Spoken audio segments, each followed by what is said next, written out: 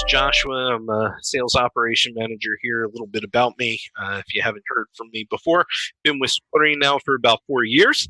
I'm married to a beautiful wife with 2 lovely little girls, and I love games, board games, video games. I even look at security like it's a game. So let's play this game together, and let me hand it over to Victor.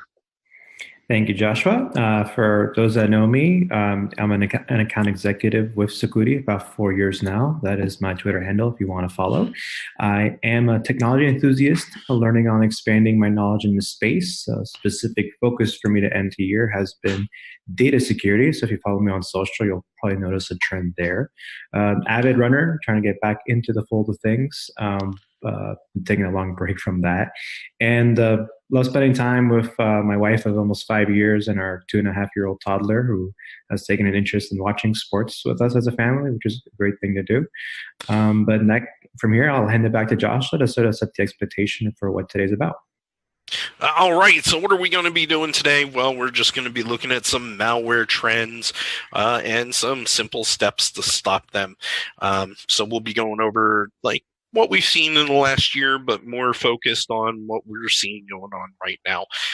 With that, let's get started with some random facts. First random fact, because, it's related. If you blow air up an armadillo's butt, it causes it to jump 3 feet in the air. I had 2 questions when I saw this. The first was, how did they figure it out? And the second is, why did they figure it out? That always kills me. It's like, hey, this is something that's probably government funded. Who knows?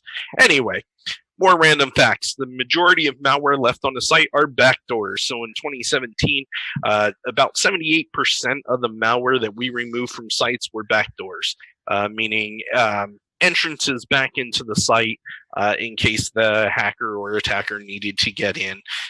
Now, that is not the only malware that we clean from those sites, but that is the majority that every site had on it. Another random fact, most malware attacks are automated, so very few sites are actually targeted. It's a fun one because everybody asks, why me? Or, oh, my site's not important. Well, you know what? You're the lucky winner. Congratulations, you got targeted by an automated script. You're actually more likely to get hit with malware than you are to win the lotto. Congratulations. With that, another random fact. Victor loves his crazy socks and is wearing some right now. So, if you've ever met Victor at any of the word camps or any of the events that we've gone to, take a look and ask him about his socks. That's about half the collection there. There's much more. All right, so what kind of stuff have we seen? Well, we've seen a lot of SEO spam here recently. Almost half of the infections we clean are SEO spam. What is SEO spam? Well, it's spam that's hidden within the headers or somewhere on the site that helps other sites rank up within Google and other search engines. A lot of times it may not even be noticeable for you. You may not see anything, but this is what is called black hat SEO. They're using your site to link to their site so that their site goes up in the rankings. Tech support scams. This has been a big one here recently, and it's the second highest scam our site check turns up. In the last 60 days, we've noticed about 30% of our site check scans have been tech support scams. And what that is, and I don't know how they still work because I don't know how anybody falls for these anymore. We've seen them, you get that annoying pop-up box that won't go away that says, your computer's been compromised, call Microsoft, which is really fun, especially when you're on a Mac or something and it's telling you to call Microsoft, and yet it works, so whatever. And then the one that most people are probably hear about, credit card stealing malware. Over the course of a holiday season, we see a trend where credit card scrapers start coming in. One thing that I found interesting here is that these credit card scrapers, I always thought, a trend would be we see more of them in November and December, and we do. But it's not throughout the whole month. It's just for a few days. Right around Thanksgiving, we saw a huge increase in these. We've caught over the last 30 days about 1,000 credit card stealing scrapers on site check. There is probably a ton more, but a lot of the credit card stealing malware, the one way that we catch it is through blacklisted sites that we keep a blacklist on our own of sites that your site would redirect to scrape this malware. But we track that as a blacklist, not as a credit card scraper. Some interesting facts here. When we catch these blacklisted sites, 75% of them are on our personal blacklist here at Sucuri. The other 25% are due to third-party blacklists, such as Google or McAfee. I found this very interesting because we just did a blog post about a week ago, maybe 2 weeks, about this specific credit card scraper in Magento. And we listed 2 sites that we knew that these credit card scrapers were pulling information. 2 weeks later, and they're still not blacklisted on Google. So this is an active hack that we know about, that we personally have blacklisted, but one of the biggest blacklisting agencies out there, Google, hasn't caught it. And what we're finding is that they use really fuzzy logic. Fudgy logic works too, but yeah, really fuzzy logic on what they consider is blacklist worthy. Whereas because we have our own research department here, we tend to be very more targeted towards these website malwares, even more so than McAfee and those others. So holding our own personal blacklist has helped us out quite a bit. It's been interesting. With that, I'm going to hand it over to Victor with some prevention techniques. Yeah, absolutely. And as we go through the final part of this webinar, obviously, for a lot of you, if you've been following the webinar series, either from the start of the year or with the course of the last 2 months as part of our sales enablement series, you're going to be seeing a lot of the same notes being hit. And it's by design, because a lot of these things are just things that are consistently overlooked or not followed up with. And so, the same way that people are going to always remind you to lock your doors or to make sure, you have everything configured correctly through automated email campaigns, it's because a lot of people do forget. So with that, first things first, when we talk about security, when we talk about protecting your site, one does that through a firewall of some variety, right? Web application firewall in particular, whether it's cloud-based or an endpoint-based or otherwise, just something that allows you to set up something. Yes, if you've heard me talk on this before, I'm probably a broken record on this, going over this through blog posts and webinars, but the fact is a lot of people forget to even procure one, much less even activate it. So if you have gone through the effort of setting up a firewall, whether it's through us or someone else or on your own, just make sure it is actively, protecting your site and it's actively intercepting malicious traffic. If you've never had an opportunity to test one, or it's just been sort of on the backlog, on a back burner for far too long, and here's a link that you could grab as soon as the slide decks are made publicly available after the webinar. And this link allows you to test our web application firewall and CDN for solid 30 days to get familiar with how we are able to effectively mitigate this type of malicious behavior, right? SEO spam, credit card stealers, and those other forms of malware are just the tip of the iceberg for the year. There are a lot of other tactics and techniques out there that can help compromise your site, which you also want to be conscious of, right? What's trendy today won't be trendy next year. I'm sure a year from now we'll have a very different conversation about what new, techniques or attacks are most prominent among the community. From here, of course, if you're obviously implementing some type of online presence, you're likely utilizing some type of open source framework. For example, last week, WordPress came out with Gutenberg in 5.0. So first thing to do, of course, is update. And every update won't always be for performance or efficiency or features. A lot of updates are set up for security releases. So, for example, for the last 4.9 release of WordPress, they came out with 9 security-related patches throughout that campaign. So that speaks to the type of updates they go. Other frameworks, Joomla, Drupal, Magento, and the like, are going to undergo similar evolution. So always make sure that whether whether you have it automated, someone managed to do so, or you do it by yourself, just be conscious of the fact that if you are utilizing a software like this, that you're up to date on these things so that you don't get caught within a window of opportunity when these zero-day attacks, which is the term used to describe the period upon the discovery of a new vulnerability, that you're not caught, in the weeds trying to update while attackers are sort of feeding at a frenzy.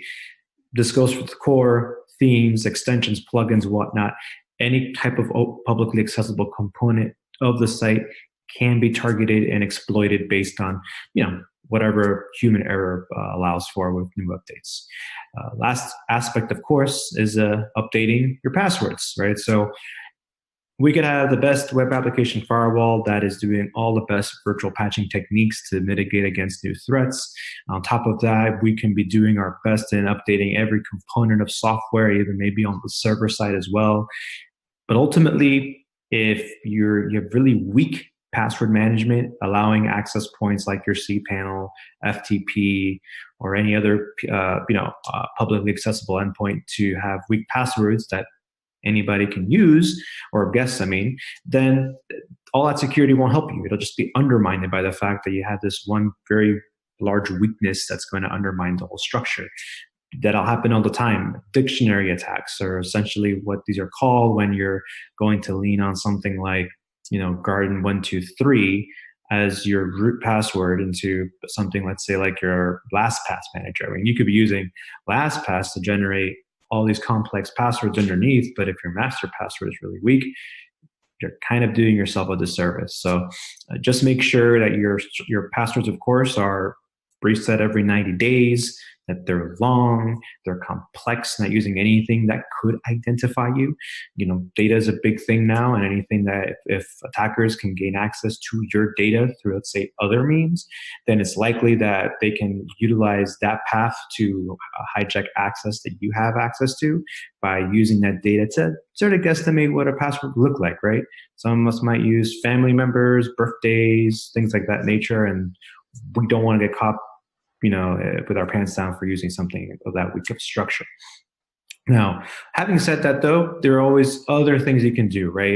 You could always utilize other plugins to perform further hardening. We have a free WordPress plugin that'll do a lot of that same stuff to help minimize exposure. But at the end of the day, this is all about reducing risk. And as we go into 2019, the biggest thing to understand is risk will never be zero. Okay. All these little things that we're talking about, layering security on top of each other, is to just minimize risk as much as possible, but you'll never eliminate it. So just bear that in mind as tactics and techniques evolve all the time. With that, though, of course, we're always open to questions and understanding, what kind of feedback you guys have. So, Val, I'm sure we've generated a number of questions that we'd be more than happy to answer. And before we get into those, Val, just a couple of things I want to add here.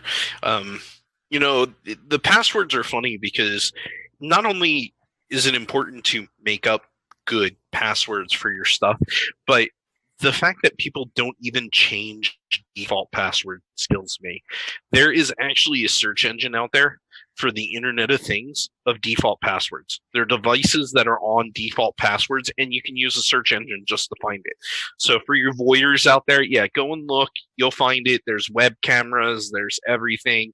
I've looked at it just because I'm interested into the security, and I can tell you a local law firm nearby as a default username and password on their router, and I was able to access their router. So think about all the information I could hijack from there if I was an evil black hat person to do that. My wife was in the background. She's going, "Hey, you should print out flyers using their printer saying change your password." So I really wanted to do that. Another trend I forgot to mention, I was supposed to mention back then, was cryptocurrency and crypto miners. That's been a big thing over the last 60 days. We've seen 2.5% of our scans have been on crypto miners using your computer's resource to mine currency. So forgot about that. Sorry. Take it away, Val. Yeah, no worries. Actually, that's a very good thing to mention, and also to mention that we are not in the business of hacking anyone's routers, but we do test, and if something is off, we also reach out to the people or businesses, letting them know. And that's a very good thing to do, by the way. Not only enough to find issues, but report them back to the owner. We do have a number of questions coming in. We'll try, as usual, to keep this under 25 minutes. Just a note for everyone who sent questions, and if you don't see them answered in the live show, you will be getting all the questions and answers from both Josh and Victor published on the page. So the same page you subscribed for the webinar, we will update that in the following days, hopefully within 2-3 days, and then you will be able to also watch the recording of this show and also the questions, and we'll have a transcript for anyone who is easier to access the information like that. So the first question we have here is, let me just read the whole thing. Are there common signs we can look for that may show a compromise? Sure, there's tons. Okay, so here's the thing. Malware is fun. By its nature, it wants to do as much damage as possible. And in order to do that, it needs to stay hidden as long as possible. So a lot of times malware is designed not to be spotted. You may be looking at it through Chrome and it may not show anything, but through Internet Explorer, it may. Or on mobile, it may show something, but on any of the desktop browsers, it doesn't show anything. So it's very fascinating, but for companies that are taking credit cards and those kind of things, if you start missing orders, that's usually a good sign that something's going on there. If you see a page is occasionally redirecting you, that's a sign, or weird search results, that may be a sign. Or if your host is telling you have malware, that's a really good sign. But yeah, just, things that kind of seem wonky or odd that you've never seen before is usually a good indicator that something is going on. Yeah, seems pretty good. We have a question here from somebody who most likely did already a lot of shopping for the holidays. The question reads, I love the protection of your plans, but I'm broke. What other options are there? There's a lot out there. I mean, if you want to come with us, and we hope you do, if you're on WordPress, you can always use our plugin that Victor mentioned. The plugin combined with just the firewall gives you a great budget protection, because the firewall protects your site. The plugin's going to do some pre-scans for you. The firewall, I mean, our least expensive plan for the firewall is $10 a month. Hopefully you can scrounge that up. If not, break your kid's piggy bank. No, I'm kidding. If you can't even do that, though, I mean, there are companies out there that will offer a really basic waste for free. That, it may not be the best protection out there, but something is better than nothing. Totally. I may also mention that we do have on sucuri.net/guides, we have a sum of guides, free guides that anyone can employ to fix, hacks on their WordPress sites, Magentos, Joomlas, so forth. So feel free to explore our website and get those as well. Yep. Third questions here from Mary. Are those credit card stealers specific to Magento? We were just talking about Magento. Yeah, and no, they're not. And a lot of Magento is just a very popular CMS platform. It's being targeted for this because of the e-commerce focused nature of that particular instance. But I mean, there have been other targets, in particular earlier this year and a couple of years ago as well, that targeted vBulletin, WooCommerce through WordPress, through like a stored cross-site scripting vulnerability that was uncovered. So, just to see, if you are a popular e-commerce store, attackers are going to look to identify what type of payment method and software you're utilizing on your end, or just e-commerce technology altogether, and they may look to exploit that to some extent. And there's always going to be some type of opportunity for them to try and steal credit card data, whether that's using your the software's vulnerabilities to gain access to your database, or perhaps trying to break through a weak SSL certificate workflow that you may have implemented, right? So you could have a cloud setup where the front end is set up with an SSL certificate, but the back end from the vendor to the host may not be encrypted. So there are a lot of different channels in which credit cards thieves are out there trying to take that data. It's not specific to Magento. If you're running on WooCommerce, could be something to look up to. That's why updates are a big thing. You want to make sure that you are on the latest patches and security fixes. And guys, these hackers they're clever. I mean, we've seen some things in the past. We were talking right before this webinar about them hiding credit card numbers inside of images. I thought it was earlier this year because all my years blend together, but apparently that was back in 2016. So, I mean, we're talking, you're looking at a picture and you and I, we go, hey, it's a picture. But when you go and you look at the code behind the picture, it's a bunch of credit cards. That to me was ingenious. So, I mean, these guys they're smart. So we just have to be on our toes. So that means especially around the holidays that we're going to get into now and people shopping a lot online, there'll be more instances of this happening, right? Absolutely. Absolutely, yeah. Okay, good to know. Next question. Many of the data you quoted are 2017 based, and we saw your report. So yes, we do have a report out published for 2017, and the question reads, is there a 2018 report coming soon? Well, 2018's not over yet. How can we report on it? Usually by the end of Q1, I've been told it is in the works. I think it was February that we're shooting for, but definitely end of first quarter, you should see that.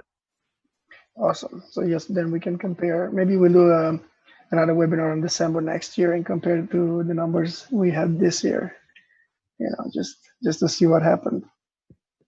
Sure, next question. Let's just stick to two more questions, if that's all right with you guys. Mm-hmm. What type of spam would we see so we know we've been infected with that SEO attack? Oh yeah, maybe you can say more about the SEO attack and what it is, and then answer the question, please.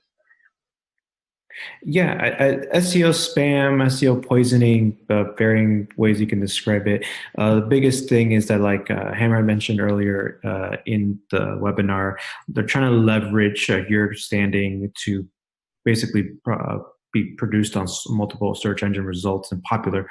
You know, if you're not on the first page or last, try and get up in there to basically spread either nefarious content or just there to sort of destroy your SEO, which is why it's described as SEO poisoning.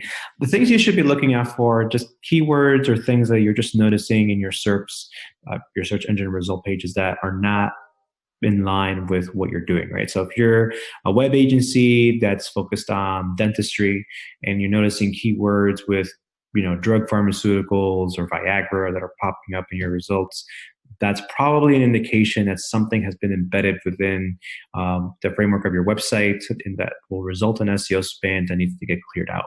Because otherwise, that'll of course hurt your standing if they start putting in some more vulgar stuff in there, which is something that happens all the time. And so just looking for the keywords in your search results that aren't in line with what you're looking to do is something that one of the most obvious things to identify.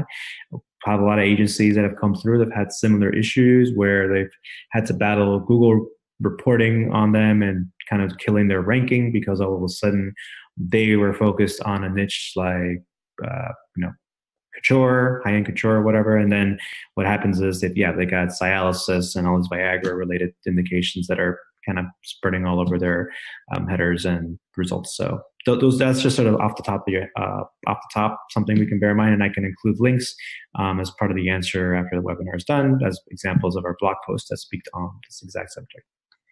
Also, take a look at the top of your pages. A lot of times, some of these bots that upload the SEO, they miss a quote or add an extra quote, and then all of a sudden, the top of your page just looks funky, and you can see the link right there, which is always fun. And just side note, you probably shouldn't use Viagra and popping up in the same sentence. It just doesn't sound good. Yeah, speaking to how smart hackers are, you would think that they would not let a source code not completely coded on the page. It happens. Last question here. We really actually over time, but I'll just sneak it in because you mentioned the cryptocurrency, and the question is right about this one, asking us if you can expand on that at all. So Bitcoin mining and those kind of things, it has actually gotten to a point now where it's more expensive to mine the currency than the currency is worth. It's kind of interesting, and if you read anything about tech blogs and those kind of things, you'll see that NVIDIA, which is a huge graphics processing unit cards, actually had a surplus of cards because these crypto miners stopped buying them because the electricity that it costs to run these things is less than what they're finding for the actual currency. So does that mean the currency is not worth mining anymore? Kind of.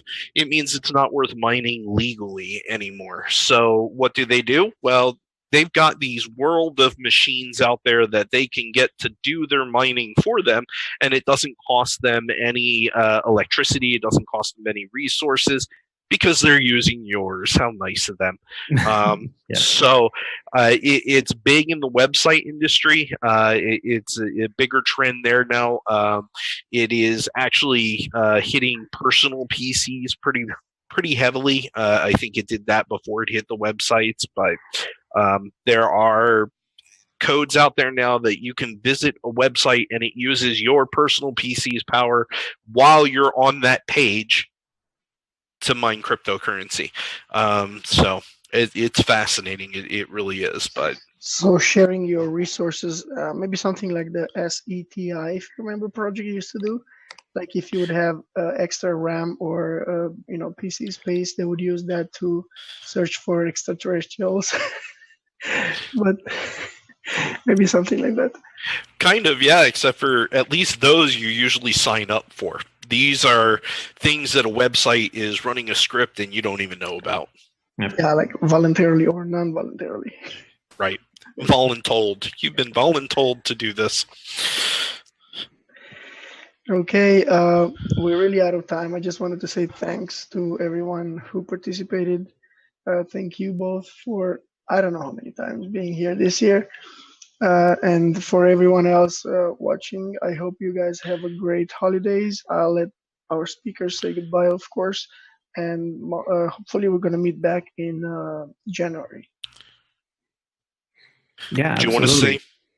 Yeah, Before Victor. first, thanks for joining us throughout the year. Of course, we'll always be working to put together content for you to either help you gain knowledge on the subject or help you communicate that message onto your clients if you're managing the sites for your clients. So we're always open to questions or feedback, and we'll see you next year. And I appreciate the time, guys, and all the support from you guys. And hopefully you've gained something from all of our webinars this year. Hope you've had great holidays if you've already had them, or great holidays coming up.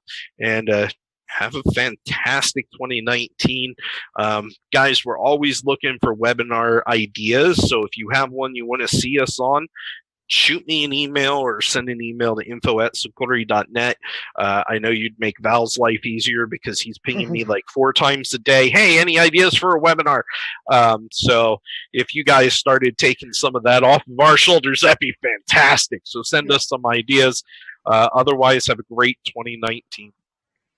That is well said. Feel free to tweet us, Facebook us, Instagram us, wherever it feels easier for you. Goodbye, everyone, and thank you.